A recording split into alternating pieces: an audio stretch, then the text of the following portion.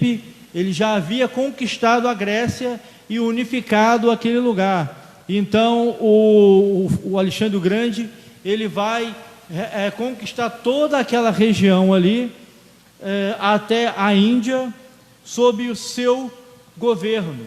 Só que o que vai acontecer? Alexandre morre 10 anos depois, a gente viu isso em escatologia, ele morre 10 anos depois, e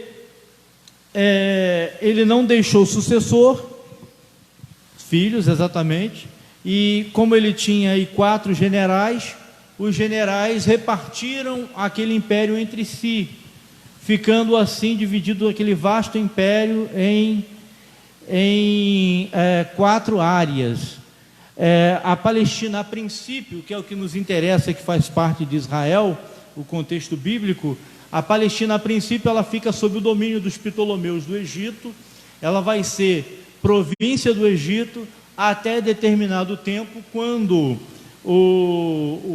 os Seleucidas, os Seleucidas eram aqueles que governavam sobre a Síria e sobre as demais partes da Ásia. Nesse caso, os Seleucidas, eles conquistam aquela parte ali da Palestina da mão do Egito, e Israel passa a se tornar província da Síria.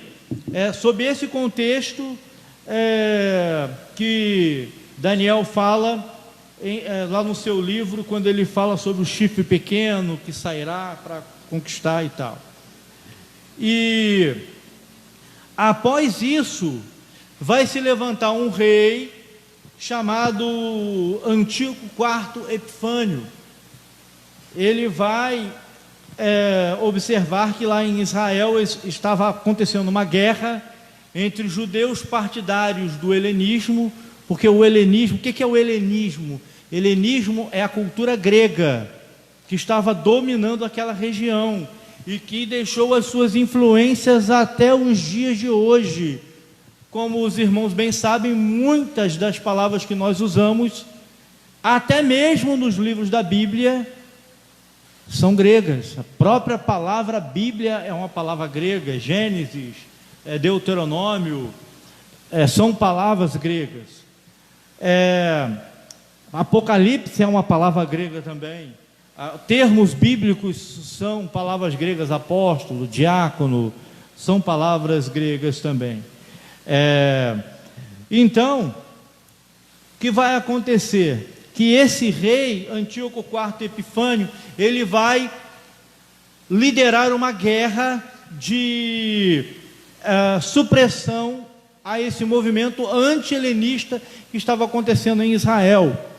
E então, através desta guerra, ele vai depois colocar lá no templo a imagem de Zeus, dentro do templo, aquela questão da abominação desoladora que está lá em Mateus, lá na parte que fala sobre a grande tribulação, é exatamente o ato de se colocar uma estátua de um Deus estranho no templo, não exatamente dentro do santuário, mas na parte de um dos pátios, e depois ele vai sacrificar um porco. Antíoco, ele sacrifica um porco no altar, o que é inadmissível pelos judeus, e vão aspergir o sangue daquele porco no templo, e vão obrigar os sacerdotes a comerem carne de porco.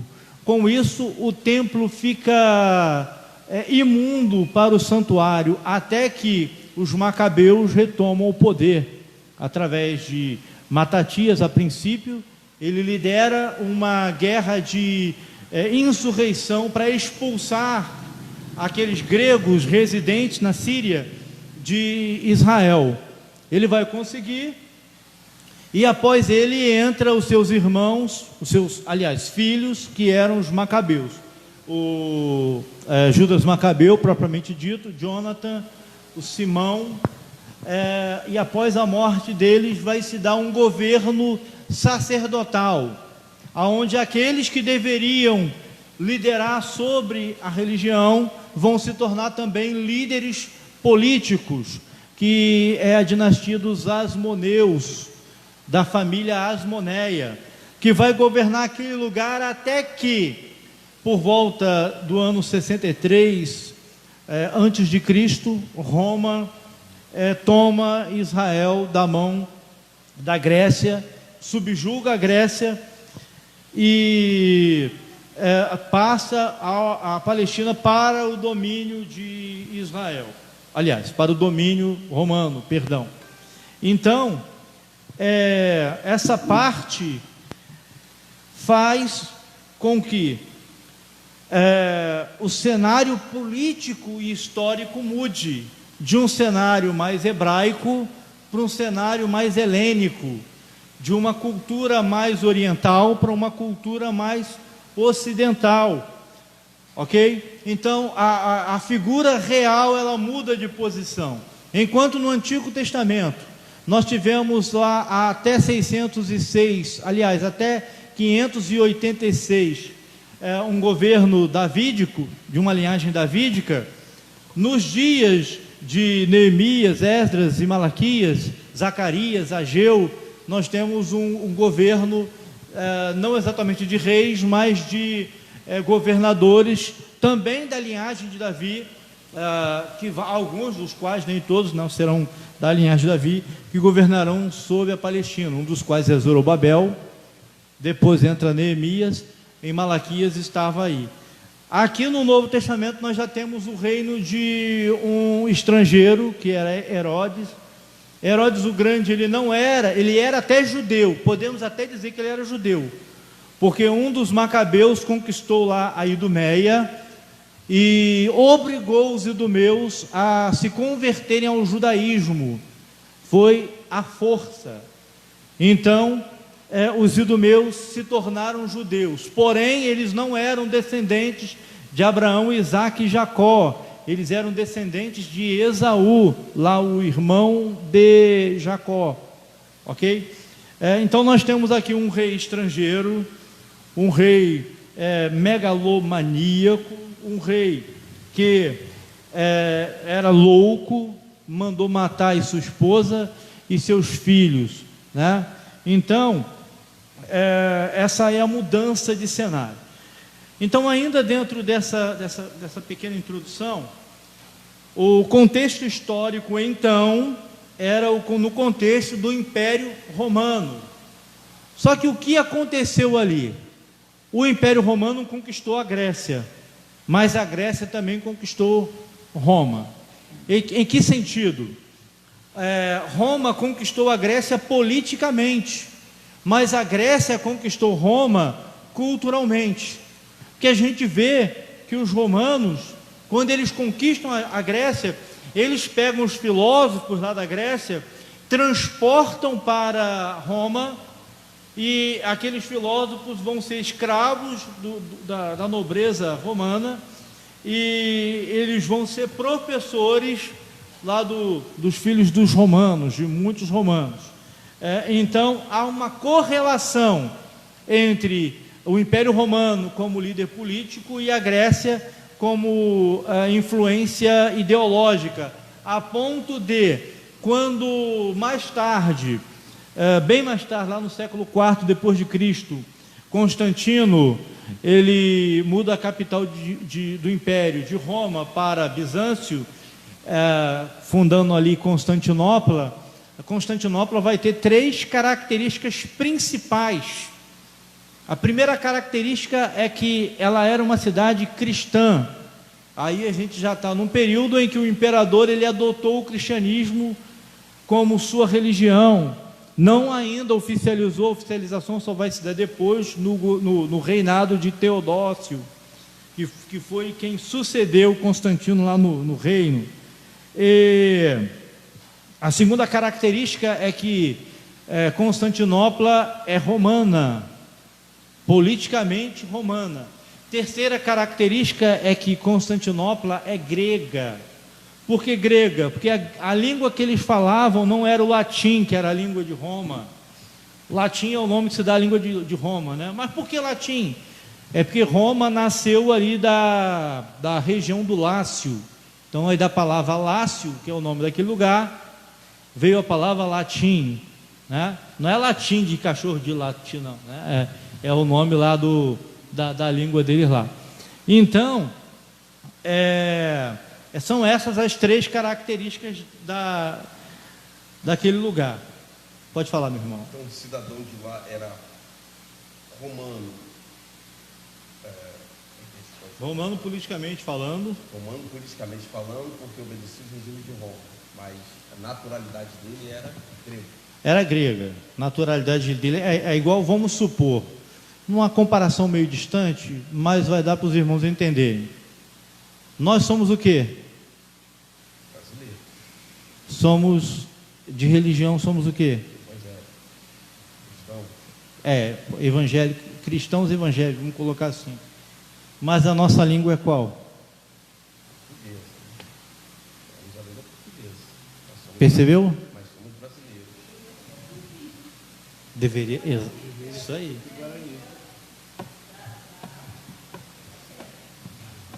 Viu? Percebeu? Então, é isso aí. Ok, irmãos, então, dito isso, a gente vai passar para mais algumas questões aqui. A dinastia que vai governar durante o período do Novo Testamento, a maior parte dele, pelo menos até lá a queda de Jerusalém no ano 70, é a dinastia Herodiana. O que é dinastia? O que é dinastia? Quem sabe aqui o que é dinastia? Os professores não podem responder, hein? Malena, irmã, perdão, sempre que eu fui com Luciano, eu sei o nome dela, que dá um branco aqui na hora, porque a responsabilidade aqui é muito grande. Pastor Arão também.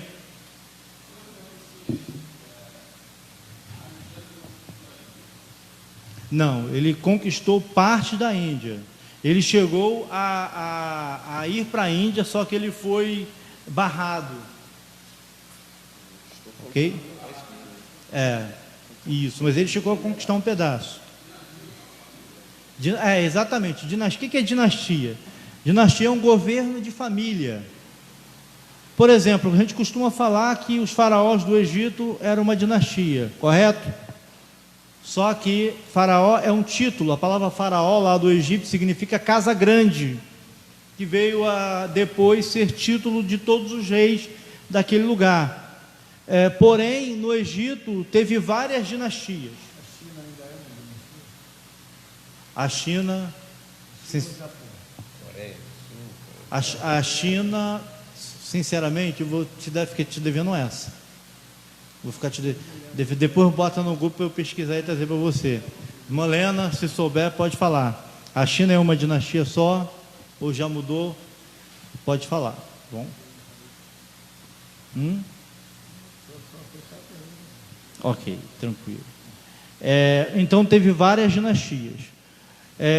Nesse caso, em Israel governou a dinastia herodiana, começando lá de Herodes o Grande até o último rei lá no ano 70, que há pelo menos 5 Herodes no Novo Testamento. Herodes o Grande, que é o chefe lá, o fundador da dinastia, Herodes tetrarca, Herodes Arquelau, Herodes Agripa I e Herodes Agripa II. Foram 5 Herodes que governaram em todo aquele tempo, até no ano 70 depois de Cristo. Eles devem ter governado, na verdade eu não calculei ainda isso, até porque é incalculável, porque as datas são aproximadas, mas reinaram aí no período de 100 anos, aproximadamente, aquela dinastia herodiana. Ok? Tudo tranquilo? E o Império Medo-Persa, que reinava então naquela época, como é que ele foi desfeito? O Império Medo-Persa, ele é desfeito na época de Dario, não o Dario do tempo de Daniel, é um outro Dario. O Alexandre o Grande, olha só que interessante, ele vai adotar a tática de guerra que seu pai Filipe usou, que é a tática de guerra em falanges. Sabe o que é falange? Não é falante, não. É que o Reinaldo fala pra caramba aqui no meu microfone. Território onde a pessoa tem a autoridade? Também não.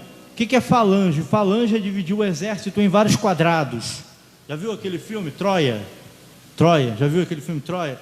Então, eles dividem os soldados em vários quadrados. E aí eles colocam lá a infantaria, a cavalaria, os arqueiros, e aí eles vão dividindo. Isso aí é chamado de falanges, onde eles formam grupos para conquistar outras terras. Um dos fatores é que o Império Persa ainda não conhecia essa tática de guerra, e foi inclusive a tática que Filipe II usou para conquistar a Grécia, e que Alexandre o Grande também usou para conquistar toda aquela região ali que ele vai conquistar depois do pai dele, ok? Então ele vai batalhar contra Dario. Dario, percebendo a derrota, ele foge, e depois ele vai ser morto, se não me falha a memória, pelos seus próprios súditos. Alexandre o Grande, ele já vai encontrar Dario morto ali. Para os irmãos entenderem até com um pouco mais de profundidade essa parte, vejam aquele filme que eu não gostei de ver, que eu não gosto de ver homem beijando um homem, né? Aquele filme Alexandre. Aquele filme, ele ilustra bem essa parte aí da conquista. Exatamente. Ok? Esse filme, ele fala bastante sobre isso. Então, esse período nós iniciamos ele, então, com o governo do Império Grego. Império Grego. Nessa época dos evangelhos, era o Império Romano que governava, ok? Agora, entrando diretamente no Evangelho de Mateus, nós podemos identificar o seguinte: Mateus não foi o primeiro evangelho a ser escrito. Ele foi o segundo evangelho a ser escrito. O primeiro evangelho a ser escrito é o Evangelho de Marcos. O Evangelho de Mateus vai ser escrito depois de Marcos, lá por volta do ano 58 a 68 depois de Cristo. O Evangelho de Mateus vai ser escrito. Datas, como a gente já disse, sempre aproximadas, ok? E o Evangelho de Mateus, segundo John Fox, no livro dos Mártires, e segundo uma tradição bem antiga da igreja. O que é tradição, irmãos? Tradição são ensinamentos que foram passados de pai para filhos, e que foram passados de forma oral, através de ensinamentos, e depois alguém pegou e escreveu. É igual, por exemplo, quem já ouviu aqui aquela palavra, ó, não aponta para essa estrela que dá verruga no dedo? Todo mundo aqui já ouviu, né? Isso aí é uma tradição. Eu aponto para as estrelas. Até agora nasceu duas aqui, deve ser por isso que nasceu duas aqui. Estou brincando, não nasce nada. Isso é superstição, né? Quê? O chuveiro ligado de cabeça para baixo? Senão eu não posso ver o chinelo. Eu vou lá e... Ih, rapaz, cansei de deixar lá em casa. Minha mãe está vivinha da Silva até hoje. São tradições. Então, existe uma tradição dessa da igreja, lá na igreja, de que Mateus, ele escreveu o seu evangelho em hebraico, e depois ele preservou uma cópia desse evangelho em grego. Outros autores, inclusive essa que eu vou falar agora, é a opinião de John Fox. John Fox é um escritor protestante lá do século XVI, da época da Reforma Protestante. É um clássico da literatura protestante, o livro dos Mártires de John Fox. Ele escreveu o seguinte: que Mateus escreveu o evangelho originalmente em hebraico, depois Tiago, irmão de Jesus, ele pegou o evangelho e traduziu para o grego, ok? Essas aí são algumas questões até introdutórias. Agora vamos entrar aqui no estudo propriamente dito do evangelho.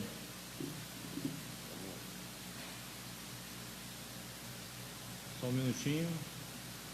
Bom, no estudo da Bíblia, irmãos, a gente costuma muitas das vezes usar alguns métodos. Por exemplo, uma boa forma de se entender o texto bíblico é a gente fazer algumas perguntas ao texto. Essas perguntas nem sempre são fáceis de ser respondidas, mas as respostas dessas perguntas a gente consegue descobrir lendo o próprio texto.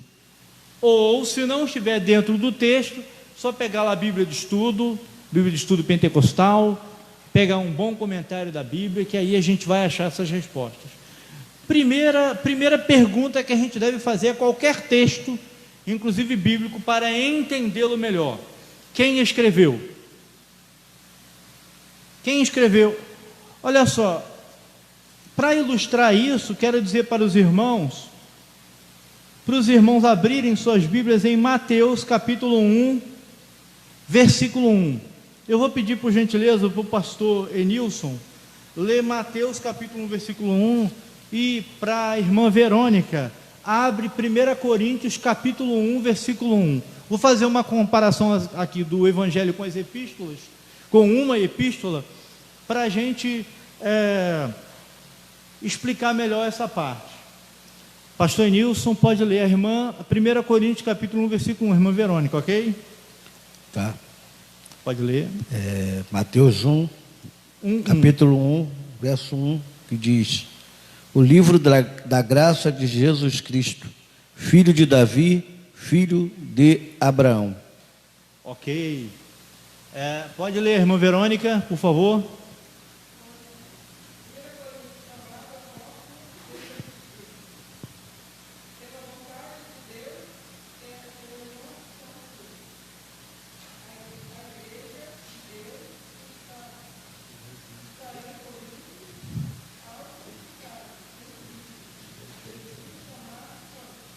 Só um, ok? Completou? Amém? Ô glória! Então, os irmãos percebam que Paulo, ele assinou sua carta. Amém ou não amém?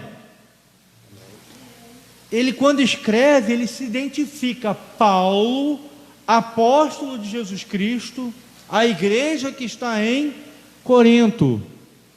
Agora, no Evangelho, Mateus, aqui o escritor, vamos supor que tenha sido Mateus, amém? Vamos supor, apenas só supor que tenha sido Mateus. Ele escreveu aqui, ele assinou. Se a gente for ler o texto, olha só, não vou criar confusão na cabeça dos irmãos, não. Eu vou confundir um pouquinho, depois a gente vai explicar, tá bem? Mas não se escandalizam não, né, pastor Arão? Qualquer coisa o pastor Arão pode, pastor Arão também é nosso pastor, nosso líder, tem liberdade aí, total liberdade aí de tá fazendo essa intervenção aí também. Veja bem, vamos supor que seja Mateus que tenha escrevido esse primeiro evangelho. Os irmãos podem ler o livro todo, vocês não vão ler nem Mateus, nem nenhum outro autor dos 4 evangelhos dizer: eu, Mateus, escrevi esse evangelho. Vocês podem ler Mateus 28 capítulos, os irmãos não vão encontrar. Então a primeira pergunta, são 4 ou 5 perguntas. Para adiantar, antes da gente explicar a questão do Mateus aqui, 5 perguntas que a gente deve fazer ao texto para entendê-lo melhor. Primeira pergunta: quem escreveu? Segunda pergunta: para quem escreveu? Terceira pergunta: de onde escreveu? Quarta pergunta: quando escreveu? A época que escreveu. Quinta pergunta: por que escreveu? Qual o propósito da escrita? Ok? Então vamos lá. Então, irmãos, nós falamos aqui que Mateus, ele não assina o evangelho. Mas então, como é que a gente sabe que esse autor foi Mateus? Porque esse título aqui, o Santo Evangelho, que assim está na minha Bíblia, o Santo Evangelho segundo Mateus, isso aqui foi colocado pelo editor, isso aqui não está dentro do texto que saiu da mão do apóstolo. Vou pedir para os irmãos abrir lá no início do Evangelho. O que está escrito na sua Bíblia aí? pastor Enilson? Lá no título, lá em cima, no capítulo 1, versículo 1. A genealogia. Não. Ah, tá. Atrás, uma folha atrás. O que está escrito? Ah, tá, não, volta de novo. Está escrito ali só, na Bíblia ali do pastor Enilson, está escrito Mateus. Na minha está o Santo Evangelho segundo Mateus. Irmã Verônica, como é que está escrito aí no título da sua Bíblia? De Mateus. Aqui está o Santo Evangelho também. O Evangelho segundo Mateus também. Aqui está do o pastor. Santo Evangelho segundo Mateus. Ó, no dela já está diferente. Ó. No meu do pastor Arão está o Evangelho segundo Mateus. Do pastor Enilson está só Mateus. O irmão Adriano, na sua, como é que está, irmão Adriano? Alessandro. Oi? Alessandro. Ah, tá, não, tranquilo. Oi? Adriano ou Alessandro? Amém. Ó, Alessandro, vê como é que está na... Segundo Mateus também. Ok? Como é que está na Bíblia da irmã aí? Segundo Mateus. Ó, no meu tá o Santo Evangelho segundo Mateus. Isso aqui não é que está errado. Não estou falando que o autor aqui errou na hora de titular aqui, de colocar o título, não. Eu estou falando que quando escreveram o Evangelho de Mateus, isso aqui não estava lá no primeiro escritor lá. Isso aqui foi colocado quando a Bíblia ela foi impressa, aí colocou. Isso aqui não é inspirado. Agora, vamos lá, vamos pensar aqui. Se Mateus, se o autor do primeiro evangelho não assinou o seu evangelho, como nós sabemos e podemos ter certeza absoluta que foi Mateus que escreveu esse evangelho?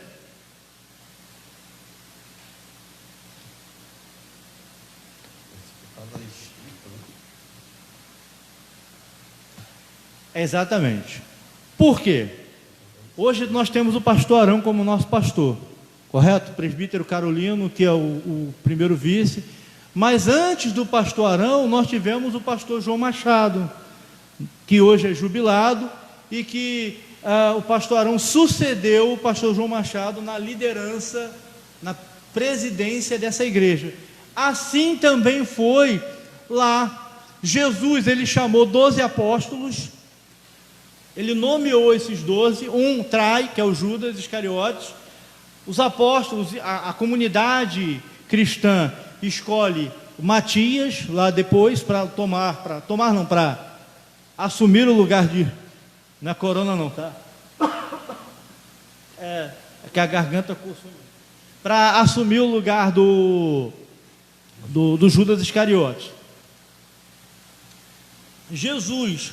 Ele morre, ressuscita e é assunto aos céus. Só que os apóstolos morrem. E aí eles também vão deixar sucessores. Só que, detalhe, eles não consagraram outros apóstolos. Eles consagraram bispos, presbíteros e diáconos. Em outras palavras, eles consagraram bispos, pastores, presbíteros e diáconos. Então, esses líderes da igreja que sucederam aos apóstolos, eles são chamados, eles receberam o apelido de pais da igreja. Por que pais da igreja? Porque eles nos esclareceram muitas coisas através dos seus escritos. Os escritos desses líderes chegaram aos nossos dias através de cópias. Os escritos ficaram deteriorados, aí alguém ia lá, geralmente era um sucessor ou um aluno daquele líder, aí o aluno vai e escrevia, e aí depois o outro escrevia, e assim ficou isso. Esse estudo dos pais da igreja é chamado de patrística. Eles se escreveram muito. Se nós hoje escrevemos um livro de, vamos colocar assim, 100 páginas para explicar Mateus, eles escreviam umas 1000, só para explicar Mateus. Eles escreveram muito. Então, como é que a gente sabe que foi Mateus quem escreveu o primeiro evangelho? Porque esses sucessores dos apóstolos, eles escreveram que quem escreveu o primeiro evangelho foi Mateus. Quem são esses sucessores dos apóstolos? Clemente de Roma, foi aluno de Paulo. Inácio de Antioquia, aluno de João. Policarpo de Esmirna, aluno de João. Papias, contemporâneo de Marcos. Essas pessoas escreveram. Então, entre os vários líderes que os apóstolos deixaram, sucessivamente, todos eles concordam que quem escreveu o primeiro evangelho foi Mateus. Então, daí que a gente sabe. Então, quem escreveu o primeiro evangelho foi? Agora, que Mateus é esse? Tem um monte de pessoas chamadas Mateus. Que Mateus é esse? Esse Mateus é aquele cobrador de impostos que Jesus estava passando e viu ele lá na coletoria cobrando impostos, e Jesus chama ele para segui-lo. E o cobrador de impostos era mal visto naquele tempo, porque eles eram funcionários públicos e estavam a serviço de Roma, que era o inimigo de Israel. Então eles eram classificados entre os piores pecadores da época, comparados até a prostitutas, que eram os escribas e fariseus, ou melhor, os publicanos e as meretrizes. Publicanos era o nome dado aos cobradores de impostos. Mateus então vai convidar Jesus para um banquete em sua casa, e Mateus se torna discípulo de Jesus. Então, quem escreveu o evangelho de Mateus não foi uma pessoa que veio depois, foi uma pessoa que andou com o Senhor Jesus. E por que é importante asseverar isso? Que explicar isso? Quem aqui já ouviu falar? Isso aí está na mídia, está nas revistas, está nos repórteres, está na televisão, está na internet. Quem aqui já ouviu falar do evangelho de Judas? Já ouviu falar do evangelho? Mas nós temos o evangelho de Judas na Bíblia? Sim ou não? Não, na Bíblia nós não temos o evangelho de Judas. Mas aí não é evangelho, mas é uma carta. Quem já ouviu falar aqui do evangelho de Tomé? Já ouviu falar? O evangelho, aí o nome mesmo já diz, o evangelho segundo o pseudo Mateus. Evangelho de Maria Madalena. Ou seja, esses evangelhos, na verdade, hoje tem seitas, hoje tem heresias. Vou falar fora do microfone, hoje, até para a gente não receber um processo. Hoje nós temos aí os testemunhos de Jeová, né? Nós temos aí os adventistas do sétimo os adventistas do sétimo dia, nós temos aí os mormons, correto? Então naquele tempo também tinha heresias. Naquele tempo tinha os gnósticos, os ebionitas, os judaizantes. Eles também escreveram. Só que olha só o que eles faziam. Eles escreviam e davam o nome de um dos apóstolos. Era chamado de falso escritor. Isso é chamado de falso escritor. No grego é pseudo-epígrafo. É falso escritor. Então é importante asseverar isso, ok? Agora, continuando aqui. Para quem Mateus escreveu? A gente já chegou à conclusão de que foi Mateus que escreveu, correto? Aqui. Agora, para quem Mateus escreveu? Quem sabe?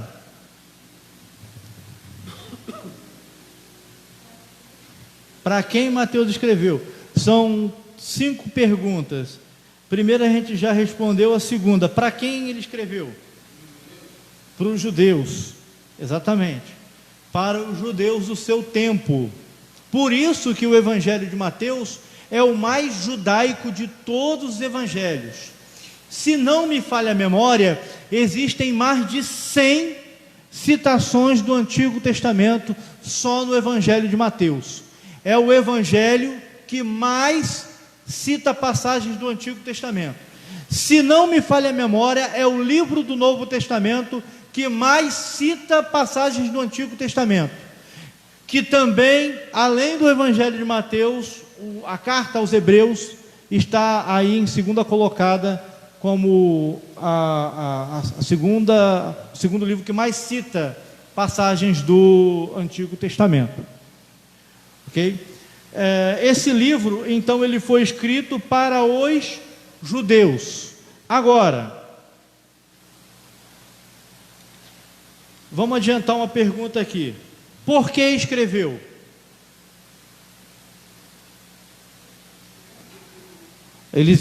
Mateus escreveu para os judeus. Agora, por que ele escreveu para os judeus?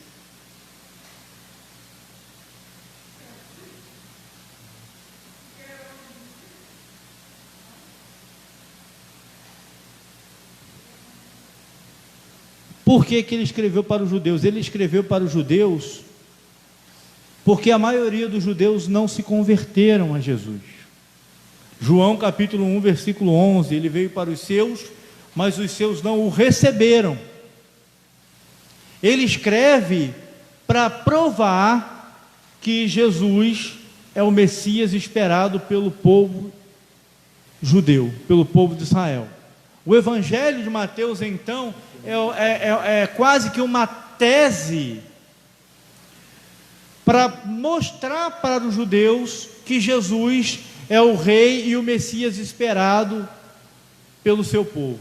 Por isso, ele é o evangelho que mais cita passagens do Antigo Testamento. Como se fosse uma testemunha ocular. Na verdade, ele foi uma testemunha ocular.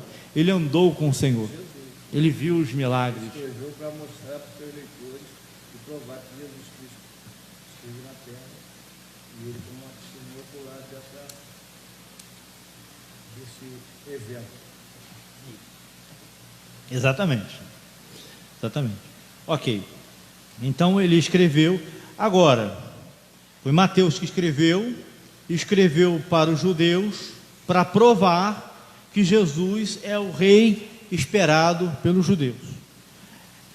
Agora, de onde ele escreveu? Aonde Mateus estava quando ele escreveu o primeiro evangelho?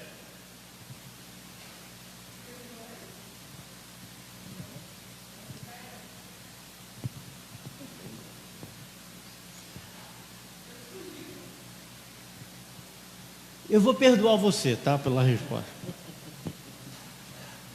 Na verdade, ninguém sabe ao certo. Se não me falha a memória, foi Orígenes, pastor de Alexandria, bispo de Alexandria. Lembra daqueles irmãos que foram sucedendo os apóstolos na liderança da igreja primitiva? Um deles foi Orígenes. Orígenes não foi um sucessor direto dos apóstolos, ele se não me falha a memória, da terceira geração. Então, eles eram mais ou menos aí de 150, ele era mais ou menos 150 anos depois aí da morte dos apóstolos. Orígenes escreveu que quando Mateus escreveu, Mateus estava em Antioquia da Síria. Então, Mateus, segundo Orígenes, Mateus estava em Antioquia da Síria quando escreveu. Ok? Então, ele segundo Orígenes, ele escreveu de Antioquia da Síria. Os irmãos percebam que quando os irmãos vão estudar a queda de Jerusalém lá no ano 70, não está na Bíblia, mas está aí na história, nos livros aí de história da igreja, no livro de teologia, tem filmes sobre isso. Os irmãos percebam que não há relato de igreja em Jerusalém no ano 70. Não há. Vocês não vão ler um cristão relatando do seu ponto de vista a queda de Jerusalém, de dentro da cidade de Jerusalém. Vocês podem até ver eles descrevendo a história da queda, mas fora de Jerusalém, mas não dentro. Por quê? Jesus, ele deixou escrito assim: quando vocês virem Jerusalém cercada de exércitos, Jesus alertou o povo. Então começa uma guerra lá no ano 66 depois de Cristo, que era uma guerra de insurreição dos judeus agora contra o Império Romano. Então essa guerra vai se estender de 66 até 70. Então os cristãos, a igreja, ela sai de Jerusalém nesse tempo. Por isso que a gente vai ver João lá em Éfeso, a gente vai ver o Mateus lá em Antioquia, a gente vai ver um outro apóstolo, o André, se não me falha a memória, na cidade de Edessa. Eles se espalham, eles não permanecem ali em Jerusalém. Ok?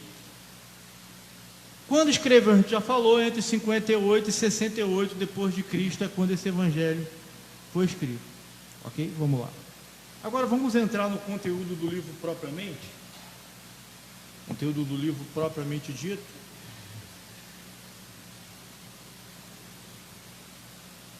Vamos lá. Sim.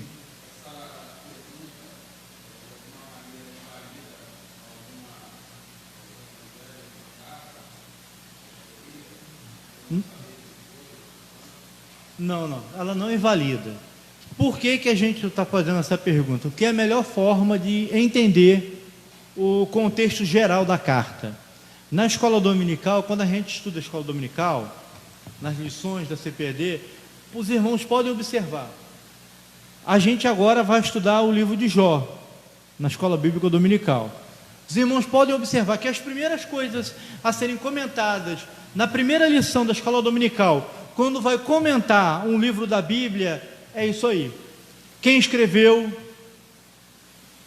quando escreveu, é isso que eles vão comentar. Por que escreveu? São perguntas que a gente faz ao texto, que vai nos dar uma ideia geral do contexto daquele livro. Entendeu? Então não invalida. A gente está aqui nesse exercício espiritual e intelectual de fazer essas perguntas ao texto e estudar o texto para que ele possa nos responder. Nós vamos estar fazendo a mesma investigação que foi feito lá no século IV, quando foi oficializado o texto do Novo Testamento.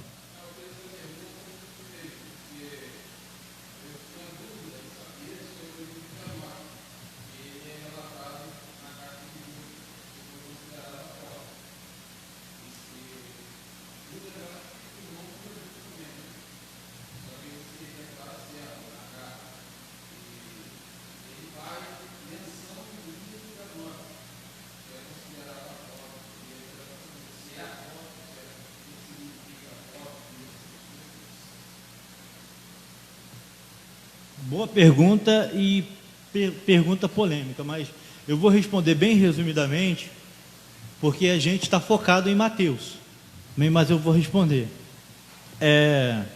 Na verdade, o livro de Enoque é um apócrifo. A palavra apócrifo significa espúrio, rejeitado. O livro de Enoque é um apócrifo do Antigo Testamento. Na verdade, o que nós vemos em Judas não é a citação do livro de Enoque, mas é a reprodução de uma tradição religiosa dos judeus. Entenderam? Ok? Ou seja,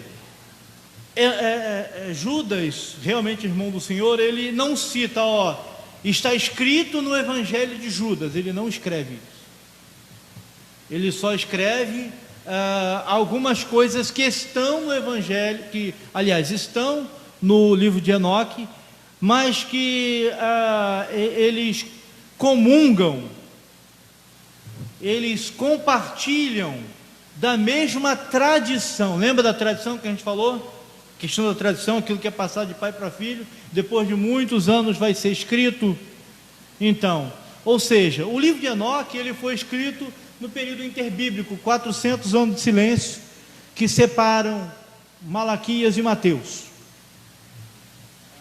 Não foi escrito pelo Enoque verdadeiramente.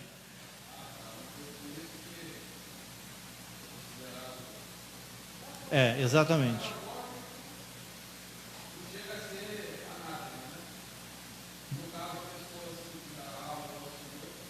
Olha, isso, exato.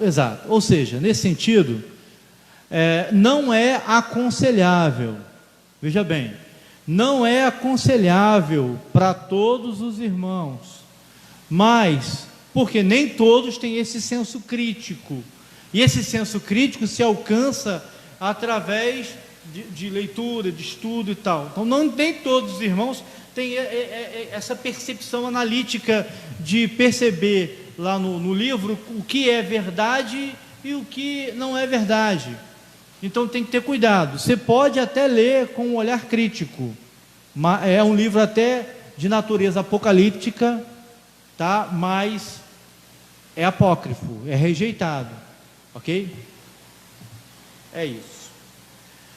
Vamos lá. O Evangelho de Mateus, ele começa com uma genealogia. Agora, por que o Evangelho de Mateus começa com genealogia?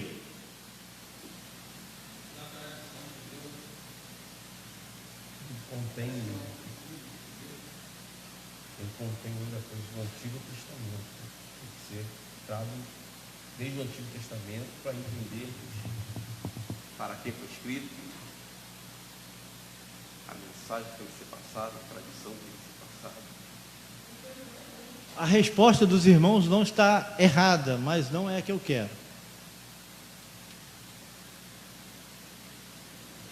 Por que ele começa com genealogia? Vamos lá. A genealogia dele vai desde Abraão, correto? Não é isso?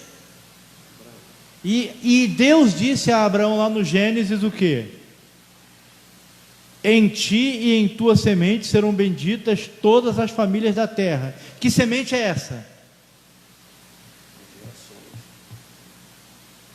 Ele não falou em ti e nas tuas sementes. Ele disse em ti e em tua semente. O que ele quis dizer com isso? Quem é essa semente? Jesus Cristo. Então, reformulo a pergunta. Por que Mateus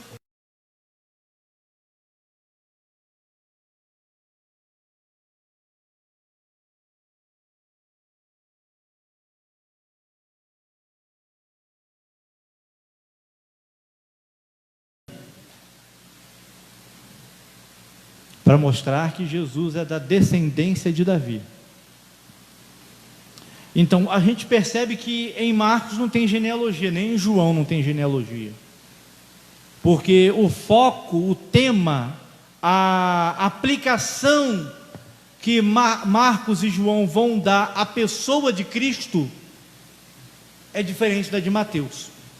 Cada um deles pegam as mensagens do Senhor e a história do Senhor e aplicam para a realidade daquele povo para o qual eles estão escrevendo. Então, Mateus começa com genealogia porque a tese dele era provar que Jesus é o rei esperado pelos judeus. Então, eles têm que começar pela genealogia. E realmente, como foi dito, genealogia até hoje é muito importante para os judeus. Para os irmãos terem uma ideia, para ser aceito na comunidade judaica, você tem que ser filho de mãe judia e tem que apresentar uma árvore genealógica para vocês serem aceitos como pertencente à comunidade judaica. Só que essa árvore genealógica tem que montar assim, minha mãe, minha avó, minha bisavó, minha tataravó e linhagem de mãe. Porque tem que ser filho de mãe judia. Então, até hoje, isso é muito importante. DNA, até, enfim, tem algo importante ali no DNA que pode provar que você tem DNA judeu no teu sangue, mas não prova que é judeu. Enfim, eu estou querendo explicar a importância da